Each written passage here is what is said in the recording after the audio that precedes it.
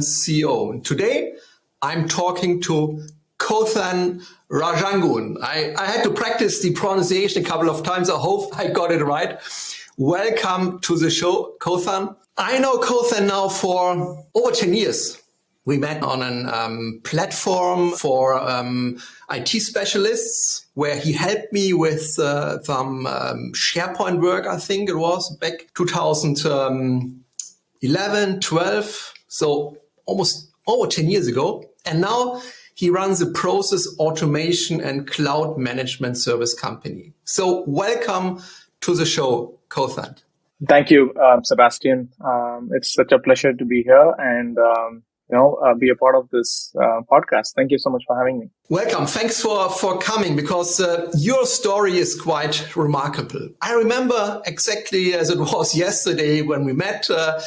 We had some exchange over this platform, and back then you still lived in India, and you helped me, did a fantastic job helping me, setting up some structures in SharePoint, I think it was. Then the next years we sort of lost contact, but we stayed in touch via LinkedIn. And now when we started this podcast project, I looked at my contacts and I saw you again. I remembered, been working with this guy. And then I looked at this amazing journey you went through from a single consultant, basically, where I probably was one of your first customers, now running a very successful company, providing process automation and being in the business of cloud management. So maybe you can tell us, the audience, a bit about your journey, how you got to where you are right now, and what kind of challenges you had,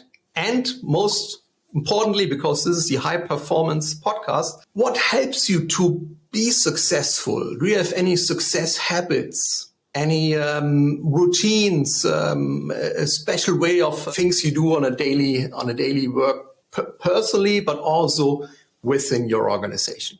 Sure. I'll try to keep this short, but it's definitely a long story, right? So I'm originally from Chennai, southern part of India. I started Katpro in 2011, late 2011. And of course, you were one of our very early customers. I can remember that. We did some SharePoint work at the time for you.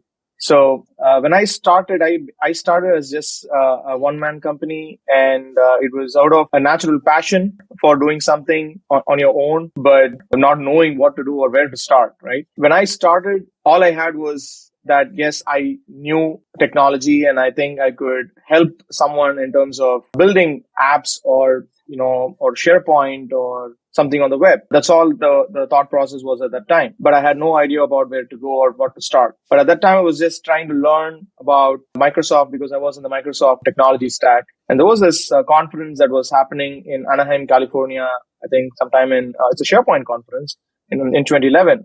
So I booked a flight having no idea about a Microsoft partner conference or SharePoint conference, landed there. And there were at least about 8,000 people who came for that event. And this guy is just a developer, decided to start something. I landed there and having no clue about even how to network, right? I was so overwhelmed. I have no idea how to network. I was just attending calls. I probably spent about $5,000, $6,000 at the time to make that trip, which was a very big money for me at the time. And I was literally clueless where to start. So I was not able to converse comfortably with a lot of people at the time and how to ask for business. And then, in all this that was going on, I was coming for the first time. So I carried a lot of flyers and brochures with me. It's pretty heavy stuff with my laptop, walking booth by booth, trying to understand what to do. That's how it all started. So, but fortunately, I met one gentleman at the time, and he said, all right, you seem to be doing something without having an idea about it, but at least you got till here. Well, let's have lunch sometime. But I'm going to be traveling. Let's come and meet me in San Francisco. So I took a bus, went to San Francisco to meet this gentleman, and he said, okay, great, all this, let's be in touch. And that's how it all started. And when I came back and I kept in touch with him, and today we have done close to about 10 projects with that gentleman and his business. And that was the starter's luck or something they would say, right? And when I came back, I also did another I think again a follow up on the starter slug was I was able to get a very small project, roughly about a POC work for about $300 through this portal, right? That we were this time, working on. And this gentleman said, okay, if I'm able to successfully get funding for my prototype, I'll build a team and you can run it. And that happened. And then after that happening, there was nothing stopping, right? So one after the other came by. There were projects that we were able to do with Microsoft. Microsoft noticed us because we were very early in the game with Microsoft technologies and Azure and cloud and all that. So they noticed us. And we kept working on good customers, grew the team. And that's the one part of the story. So we always going very well at the time. And about 2015, 2016, one fine day, I decided, all right, let's see if we can set up a business in the US. And, our customers are already there. So I went into the whole immigration process, and successfully was able to, establish an organization here in the US now. We have a team here in the US as well as in India. So we are kind of working 24/7 on the global delivery model. Nothing new though, but that's a long story. I hope I try to keep it short, but I hope that was helpful. It's an amazing story. I mean, I can picture you going on the conference, yeah, and we all been there also in the early times, going to conferences, and it's really hard to. Conferences are hard in general, There are so many people. You just walk around these booths, and it's very hard to have meaningful conversations with the people. Absolutely. But I always say life is happening for you, not to you. So you met this one gentleman, which then started a chain reaction of projects, and then you grew your company, and now you run a global service delivery. But how did you feel when you finally decided to set up a business in the US? Leaving your home is quite a big step, I can imagine. Yeah, I consider that as a second innings, right? So there were a lot of learnings, right? It was first of all, new culture. We already had an established business at the time in India. I had to come here, understand, redo the whole process because I was almost in a comfort zone. After a few years, when we had all businesses coming in, we had good customers, and I had to reinvent myself completely, putting myself in a totally different spot, in a very tough spot. And it was really hard initially. And going through the process of, setting up the business is also not easy for being an immigrant because you got to go through the entire immigration process. That successfully happened. It took us a while, and because that's not a usual path someone takes unless you have a large an investment background that you can come with, right? If you're a large manufacturing company or something, then people ask you to come and set up something, not for a service-based organization. So there was a lot of maneuvering and learning and, knocking on doors and talking to people. And I then realized that, let's keep doing what we are doing. We are already been able to do successfully, at least, if not in a very large scale, let's at least start very small. So I worked on existing customers, made really very, very small connections and, built on them.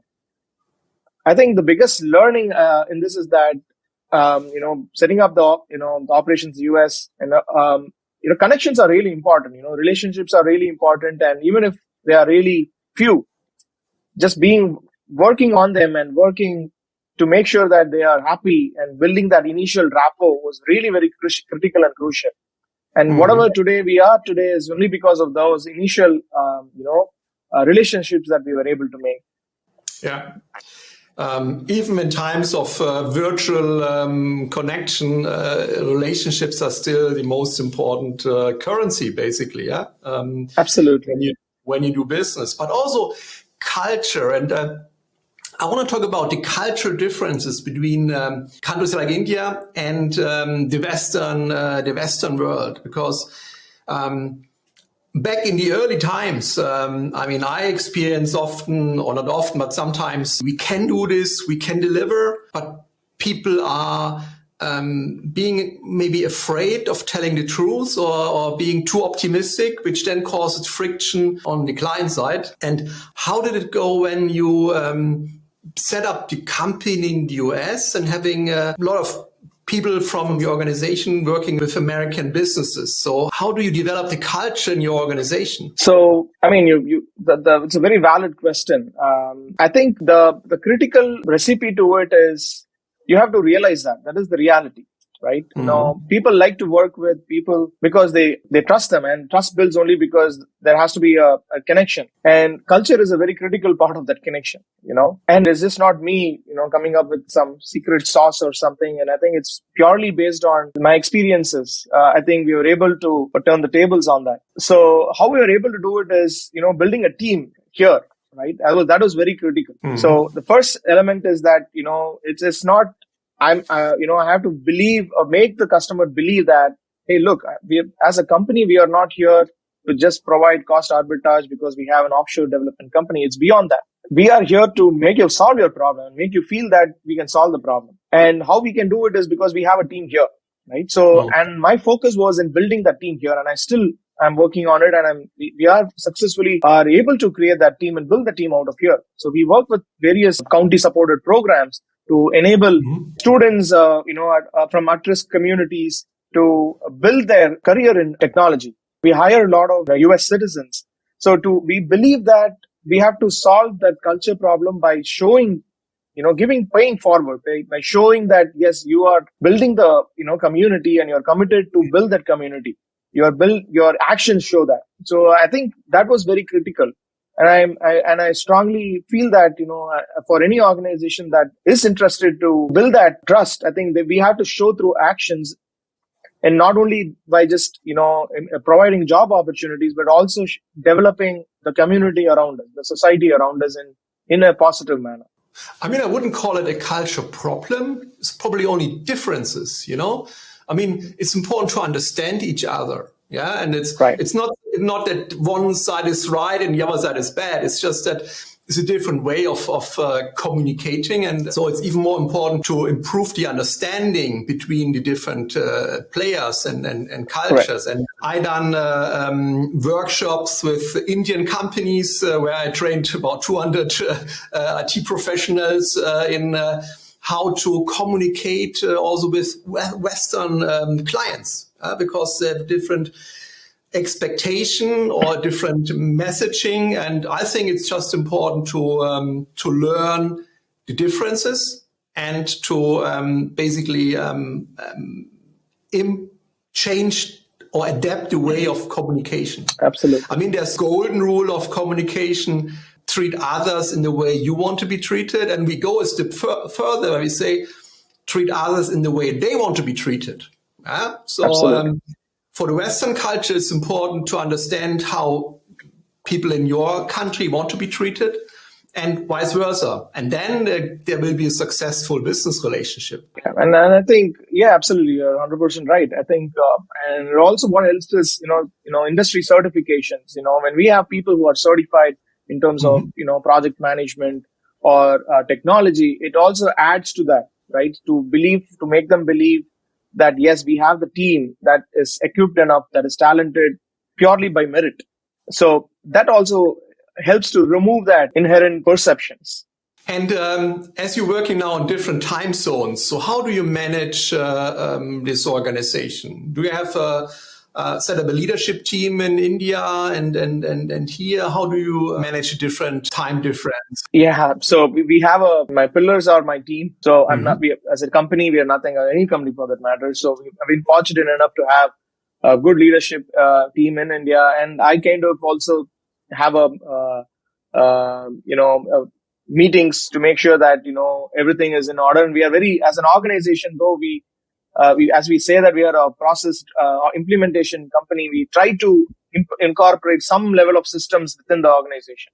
So, and automation within the organization. So that has also helped to remove some of the very low hanging problems. And with the leadership in India, from be it delivery or sales, that has really helped us to, so that I don't have to do that myself. I can just leave it my team and they know the purpose, they know the vision of the company. Yeah. Okay. Very good. And so your primary business is in US. Do you have any special industry you're serving or special type of customers? Most of our business is out of US. We do have some customers in India as well because we started a company in India and we do have some of those relationships from there. Most of the work that we do today is on the manufacturing and the beverage industries. These are the two primary industries that we have, and also construction industry. So we have two practices I was talking about. One is the managed cloud practice, where we focus on more on construction and engineering companies in providing cloud managed services and cloud migrations and maintenance and security. And we have the automation piece, where we enable customers in improving their automations through, technology products such as, SharePoint or Power Apps or Nintex and Workato. And that primarily is driven or catered towards manufacturing and beverage industry. Okay, interesting. And what are your? Building something like this is quite an amazing job, quite demanding.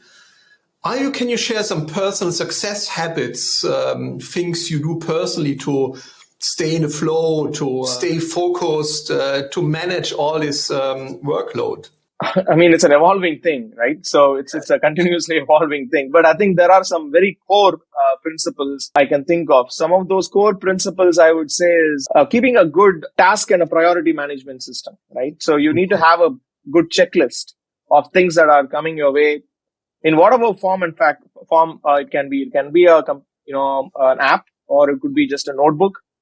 I think that has been very helpful. That also gives you. I read this really wonderful book by David Allen, I think, called Getting Things Done. Mm-hmm. That actually was very critical. And thankfully, I read it at a very early stage of my career in starting. So it's been very pivotal for me in kind of making sure how you prioritize things that you want, your vision and all of that. So you have short-term, near-term and long-term goals. So that really helps. Then I also think is having a lot of perseverance and patience. Yes. That's really also very important. And one of the important things that I also feel is very critical is sometimes we think too much before we start something. Mm-hmm. But great things happen when you don't think too much. Exactly. When you decide to do something, deciding to do something is always one of the biggest roadblocks for entrepreneurship. And I think deciding to do something has to be now. If I want to do something, I decide now that I want to do something and not think and do the pros and the cons all the time. And you would always come up having a reason for not doing something. And I think at the foundation level, I think spirituality has been really, very helpful for me. Meditation, mm-hmm. and some level of spirituality has really been very helpful for me to calm down, shut the mind sometime on a regular basis. What kind of meditation practice do you use? Because I'm also meditating and just being curious. Sure. I have tried different forms of meditation, uh-huh. But I think I have kind of evolved my own way. I don't know what it is called, but I think for someone who's starting, I think transcendental meditation or TM would be a very good start. But what I do is it's a mix of TM and something I also learned from other sources. So, mm-hmm. Do you do TM as well? Yes. Yeah, I did a training with one of these gurus here in Germany. Yeah, for a weekend. And yes, I'm trying to do this.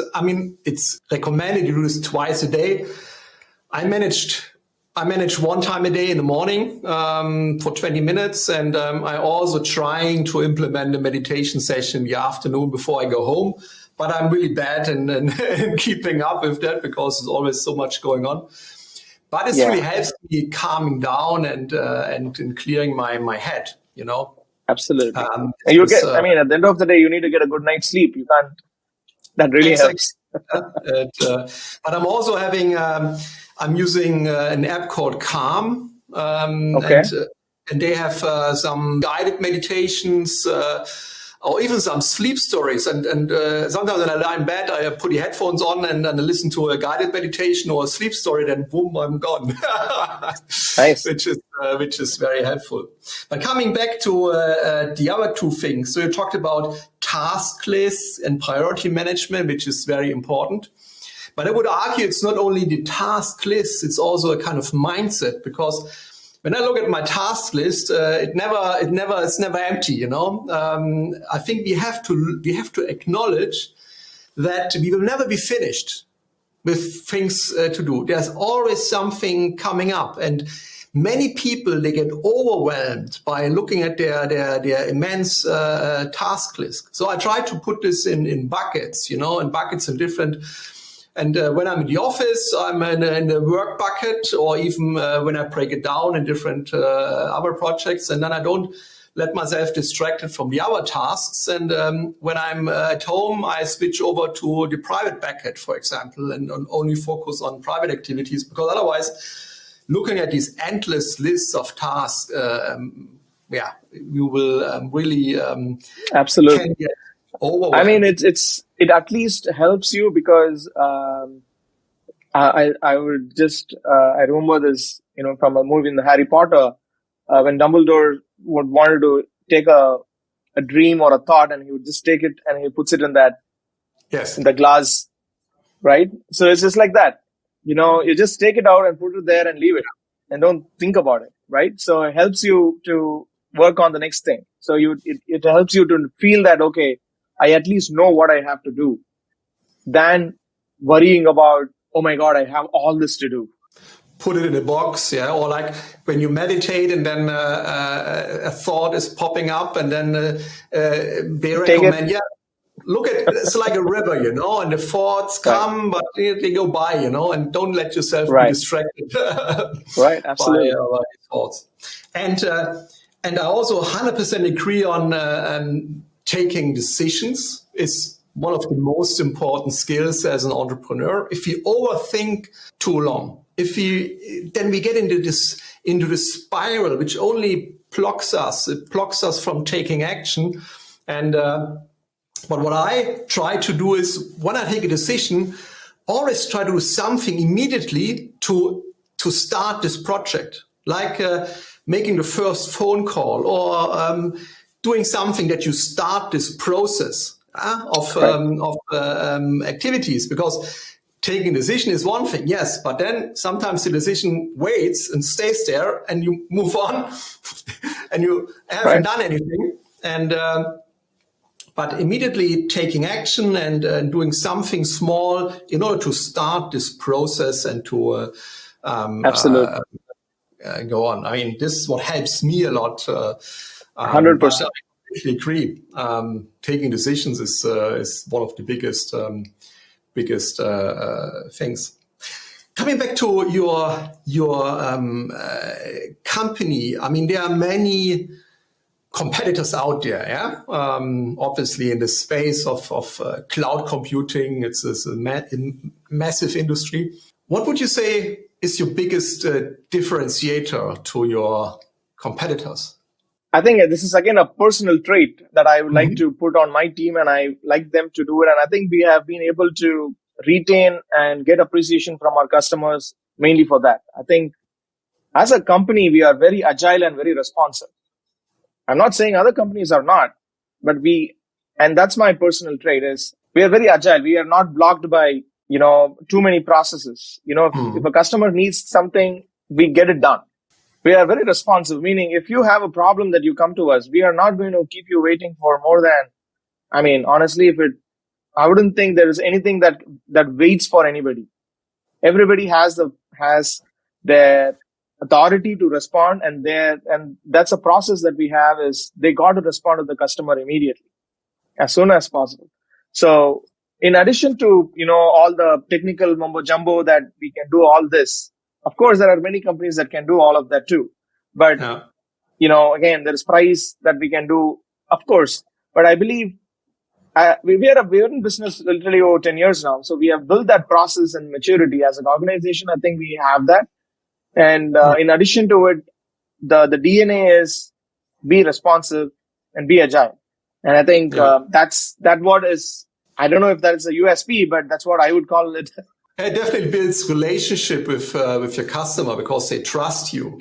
Yeah, Right. you are responsive and you deliver a service. They can count on you, which is very important. I mean, Exactly. I don't want to tell you what's happening in Germany at the moment in the supply service industry, yeah? Where, for example, if you need someone to fix your electricity at home or your, I mean, there's a shortage on capable people.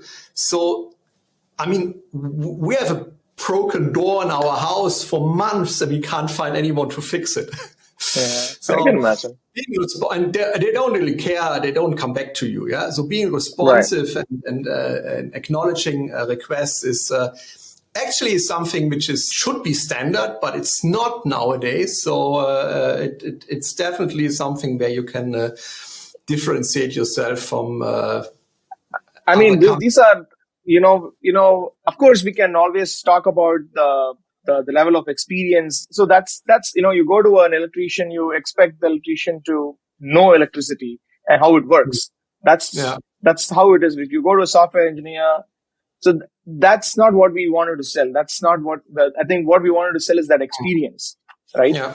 I think that's the experience is at the fundamental level. So we wanted to touch at the fundamental level. We wanted to be that person that the customer believes us at the fundamental level.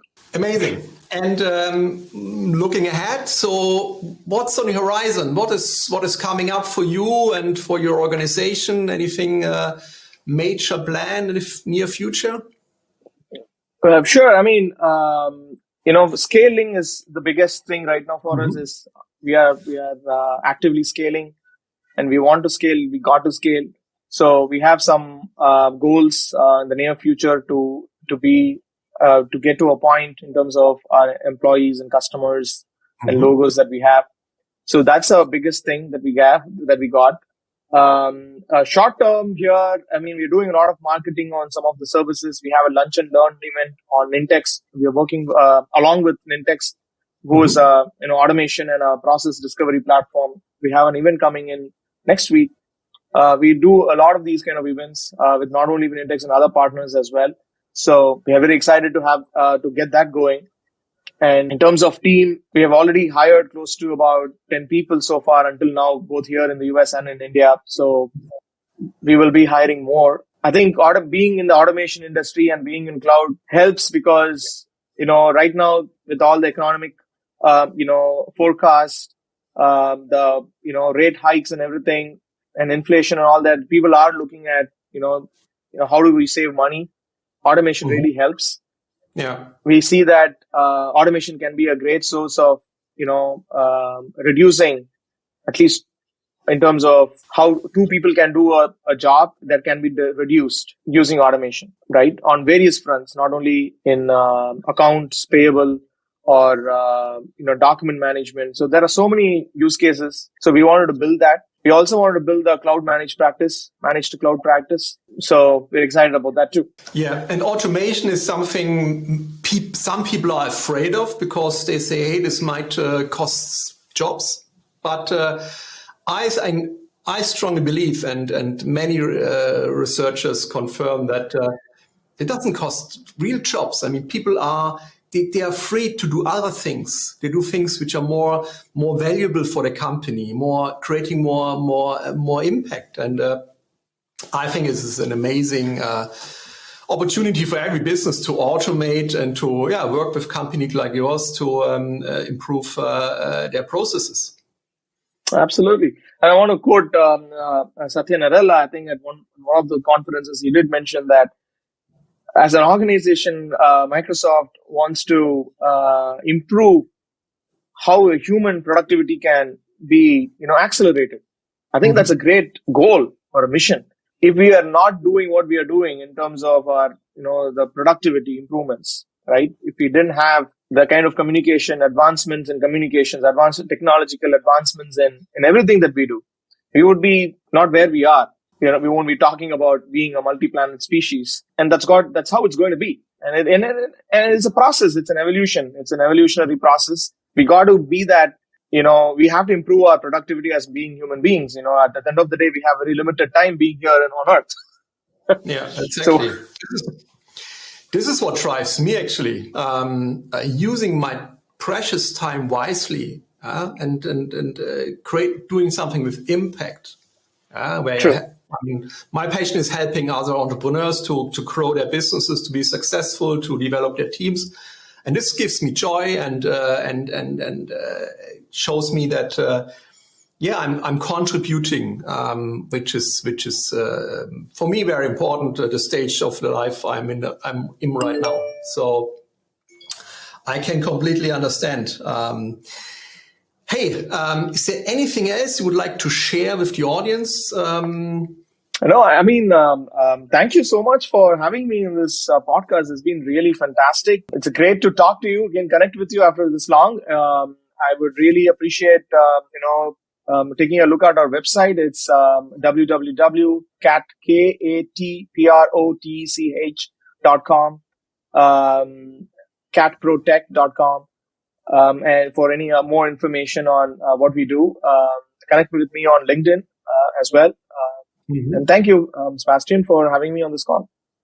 Thanks for all these insights you shared with the audience, and all the links will be in the show notes, of course. And have an amazing day ahead.